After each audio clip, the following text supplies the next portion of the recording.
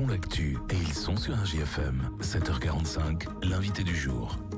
Dans quelques toutes petites secondes, il sera 7h45. Merci d'être en direct avec nous en ce mardi matin. On va parler ce matin du cercle Condorcet de Montluçon et sa région. Dans 10 minutes, vous saurez absolument tout sur cette association qui propose régulièrement des réunions d'information, des débats surtout sur des thématiques hautement d'actualité. On accueille ce matin le secrétaire de l'association, Laurent Rayon. Bonjour. Bonjour. Merci d'être avec nous ce matin. Déjà pour un petit rappel historique, les cercles Condorcet dans tout le pays ont été créés à l'initiative de la Ligue de l'enseignement. Ça a déjà presque 40 ans finalement, et Montluçon était l'un des premiers finalement qui a vu le jour. Le premier en Auvergne, c'est ça. Donc on est très fiers d'avoir cette petite spécificité, et d'autant plus que depuis 10 ans, notre nombre d'adhérents a considérablement augmenté. On est passé de 18 à 50 aujourd'hui, et la seule chose qu'on peut regretter, c'est pas suffisamment attirer des jeunes. Donc là, on aura un travail à faire pour plus attirer les jeunes, que ce soit des lycéens, des collégiens, enfin tout type de représentants de la jeunesse, parce que c'est important aussi qu'ils participent au débat, d'autant plus qu'on aborde des questions qui les concernent directement. Bien sûr. Expliquez-nous comment ça se passe concrètement, pour que ce soit vraiment concret pour l'auditeur. En fait, vous avez une thématique qui est ciblée à chaque fois, et l'objectif c'est de débattre là-dessus. En fait. Voilà, tout à fait. Donc lors de notre assemblée générale au mois de septembre, avant l'Assemblée générale, tous les adhérents sont appelés à proposer un certain nombre de sujets. Et après, tout simplement, on vote lors de l'Assemblée générale.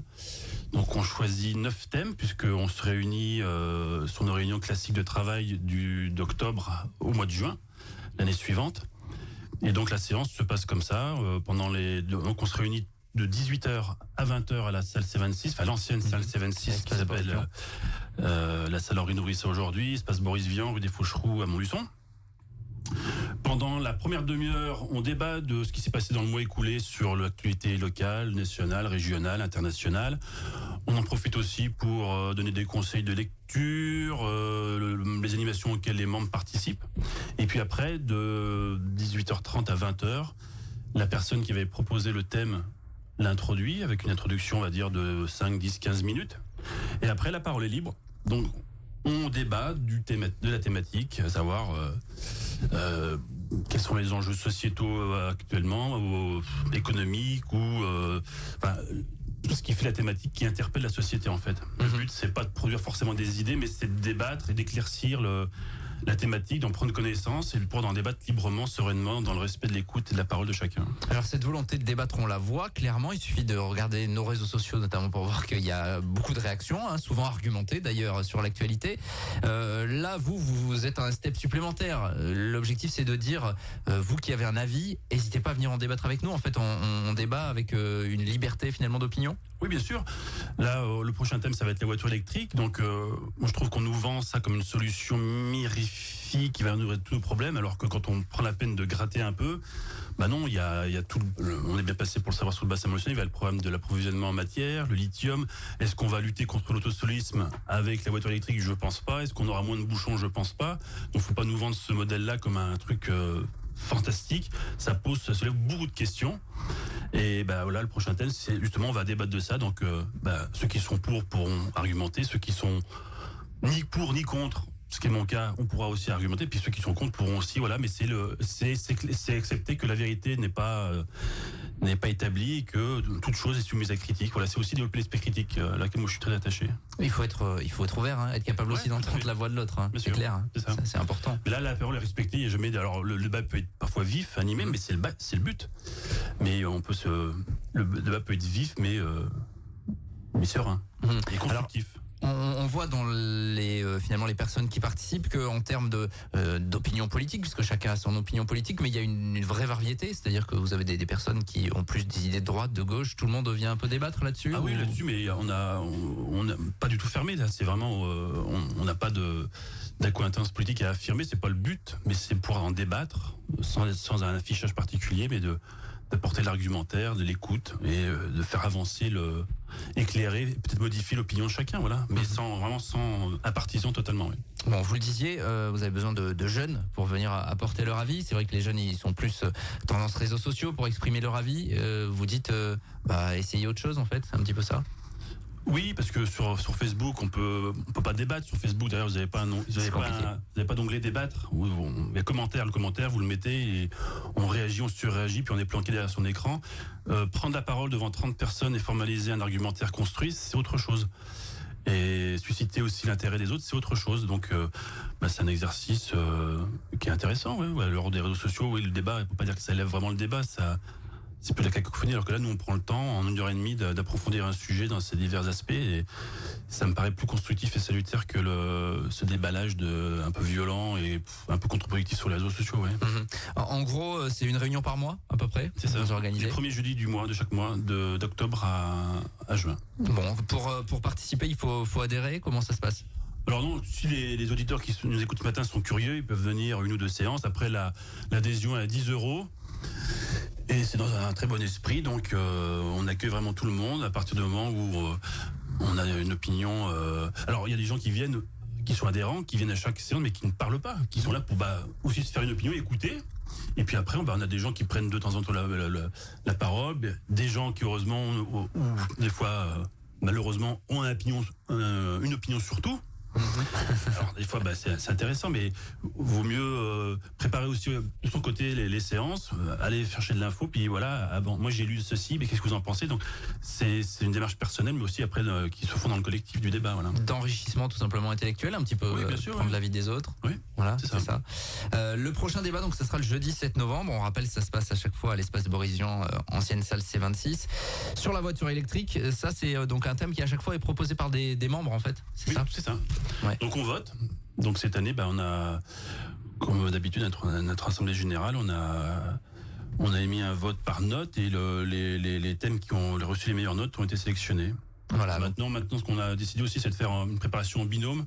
Parce qu'on prépare aussi la séance tout seul, on est un petit peu coincé dans son couloir. Alors que si on prépare à 2, déjà on a d'autres angles d'attaque. Bien sûr. Donc maintenant, on essaie de préparer les séances en binôme, voilà. Sur l'heure à laquelle ça se déroule à chaque fois? 18h. 18h, ok. Donc chaque premier jeudi du mois, donc prochaine séance jeudi 7 novembre avec la voiture électrique.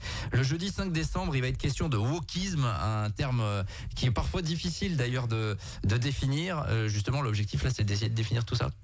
Ouais, alors le wokisme, même moi je suis impatient de participer à la séance parce que j'ai un peu de mal à... On entend beaucoup parler. Voilà, alors ce serait la défense tout le temps des minorités, de réactiver l'histoire, d'avoir une... voilà, il y a un peu d'affrontement aujourd'hui entre une certaine gauche qui serait devenue wokiste. Alors voilà, on va essayer de débroussailler tout ça lors de cette séance. Ça sera le jeudi 5 décembre.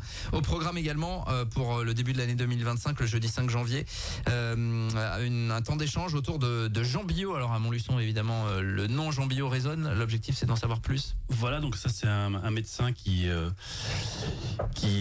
médecin montluçonnais qui était surnommé le médecin des pauvres. Et donc très populaire à l'époque puisqu'il a été suivi par 10 000 personnes le jour de ses funérailles. Et c'est François Cassani qui je crois doit sortir un livre sur ce personnage qui viendra nous en dire plus. Sur le personnage montluçonnais d'ailleurs. Voilà. On connaît évidemment le centre Jean Billot par exemple à Montluçon. Voilà, ça permet comme ça aussi de se nourrir un petit peu intellectuellement et de mieux connaître son environnement. Alors on va pas donner toutes les dates évidemment, mais je peux d'ores et déjà vous dire qu'il y aura un débat sur la gauche ou les gauches françaises, un état des lieux le jeudi 6 février. Ça promet d'être mouvementé là peut-être. Peut-être, oui, on verra. Et qu'il est question évidemment de ces questions de politique. La femme dans le sport aussi. Voilà. Ça sera en mars 2025. C'est ça. Au début du mois de mars, journée internationale des droits des femmes notamment. Tout à fait. Là aussi, proposé évidemment comme à chaque fois par des membres, tout ça. Le 3 avril également sur la vidéosurveillance, il en est beaucoup question. Voilà. C'est vous qui ferez l'introduction au débat notamment. Sur les libertés publiques, parce qu'on voit qu'aujourd'hui on est beaucoup surveillé entre les caméras, le pistage sans fin sur les téléphones. Ce qui se passe en Chine est assez troublant d'ailleurs, avec la reconnaissance faciale qui vous permet d'avoir des crédits sociaux. Si vous vous comportez bien, si vous ne vous comportez pas bien, vous pouvez avoir des soucis pour vous déplacer ou trouver un emploi. Donc, quelle société on veut là-dessus, c'est assez intéressant à débattre. Oui. Ça interroge évidemment sur l'avenir. Il y aura également un grand débat sur la démocratie. Alors là, c'est très très très général. Le jeudi 15 mai, puis au mois de juin, vivons-nous une épidémie de solitude également. Ça, c'est un sujet majeur, intéressant. Il y a des nouveautés, pourquoi pas à venir avec les cafés du cercle. C'est quelque chose que vous ambitionnez de mettre en place? Alors ça, c'est quelque chose qu'on veut mettre en place en 2025 en partenariat avec la brûlerie Bretonnie. Ce serait de se réunir autour d'un café et de redébattre du thème du mois, si possible en partant des livres. Donc là, ce serait un rendez-vous aussi ouvert à tous, café débat en fait, en face la brûlerie Bretonnie qui nous mettrait sa terrasse à disposition pour avoir un échange avec la population, puis peut-être toucher de nouveaux membres et enrichir le cercle. Voilà. Et vous le disiez, cette volonté de toucher les jeunes, il y a la possibilité de proposer des choses dans les lycées, par exemple. Voilà, on va essayer aussi déjà de communiquer nos séances auprès des lycéens, et puis peut-être de décentraliser certaines de nos séances au sein des établissements, parce que ça fait des années qu'on se réunit dans notre salle là-bas, on est bien, mais on est un petit peu aussi dans notre coin. Donc ça serait aussi d'aller se montrer, ce que c'est qu'un débat au cercle Condorcet, l'intérêt qu'ils peuvent en retirer. Il faudrait sûrement qu'on travaille avec les professeurs là-dessus, peut-être préparer les séances en amont, mais c'est quelque chose qu'on a en tête aussi. Ouais. Voilà, objectif de toucher les jeunes, notamment de toucher de nouvelles personnes, donc avec ces réunions, je vous rappelle, tous les premiers jeudis de chaque mois avec le cercle Condorcet, on débat de tout, de l'actualité, avec une liberté d'opinion, une liberté de point de vue également, on peut le résumer comme ça. Vous avez on a des moyens modernes, entre guillemets, réseaux sociaux de vous contacter? Voilà, on a une page Facebook, Cercle Condorcet de Montluçon et sa région. Donc en général, on affiche nos séances, on lance des invitations et puis on relaie aussi notre actualité, comme par exemple notre participation au salon des associations lors du forum des associations lors de la foire. Au Parc des Expos. C'était au début du mois. Le cercle Condorcet, en tout cas, on voulait en parler ce matin. Évidemment, la prochaine réunion, jeudi 7 novembre, la semaine prochaine, la voiture électrique, révolution ou mystification. On débat, on échange et c'est bien le but de cette structure qu'on voulait vous présenter ce matin. Merci Laurent Rayon d'être passé à notre micro, secrétaire du cercle Condorcet de Montluçon et de sa région. Et à bientôt pour débattre sur cette antenne. 7h56. On est en direct et on revient dans quelques minutes. Tous les matins, 7h45, l'invité du jour en direct sur RJFM. Retrouvez l'invité du jour en podcast sur rjfm.net et l'appli RJFM, mais aussi en replay vidéo sur YouTube et Facebook. RJFM.